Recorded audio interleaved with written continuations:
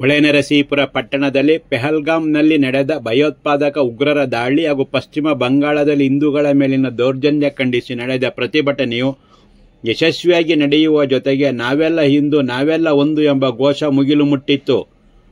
ಪಟ್ಟಣದ ಸರ್ಕಾರಿ ಮಹಿಳಾ ಪ್ರಥಮ ದರ್ಜೆ ಕಾಲೇಜು ಹಾಗೂ ಪ್ರಥಮ ದರ್ಜೆ ಕಾಲೇಜಿನ ವಿದ್ಯಾರ್ಥಿಗಳು ಹಾಗೂ ವಿದ್ಯಾರ್ಥಿನಿಯರು ಪ್ರತಿಭಟನೆಯಲ್ಲಿ ಭಾಗಿಯಾಗಿ ಮಹಾತ್ಮ ಗಾಂಧಿ ವೃತ್ತದಲ್ಲಿ 34% ಡಿಗ್ರಿ ತಾಪಮಾನದಲ್ಲಿಯೂ ಮಾನವ ಸರಪಳಿ ನಿರ್ಮಿಸಿ ಪ್ರತಿಭಟನೆಯಲ್ಲಿ ಭಾಗಿಯಾಗುವ ಮೂಲಕ ದೇಶಪ್ರೇಮ ಮೆರೆಯುವ ಜೊತೆಗೆ ತಾಲೂಕು ಕಚೇರಿ ಆವರಣದಲ್ಲಿ ಉಗ್ರಗಾಮಿಗಳ ಕೃತ್ಯವನ್ನು ಕಠಿಣವಾಗಿ ಖಂಡಿಸಿ ನಾವೆಲ್ಲ ಹಿಂದೂ ನಾವೆಲ್ಲ ಒಂದು, ಭಯೋತ್ಪಾದಕರಿಗೆ ಧಿಕ್ಕಾರ, ಹಿಂದೂ ವಿರೋಧಿ ಸರ್ಕಾರಕ್ಕೆ ಧಿಕ್ಕಾರ, ಜಾತಿ ಆಧಾರದಲ್ಲಿ ದೇಶ ವಿಭಜನೆ ಮಾಡಿದವರಿಗೆ ಧಿಕ್ಕಾರವೆಂಬ ಧಿಕ್ಕಾರದ ಕೂಗು ಮುಗಿಲು ಮುಟ್ಟಿತು.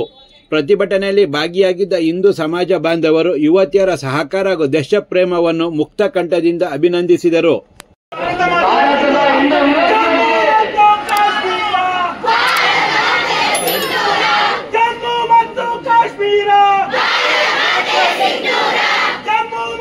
Kashmir!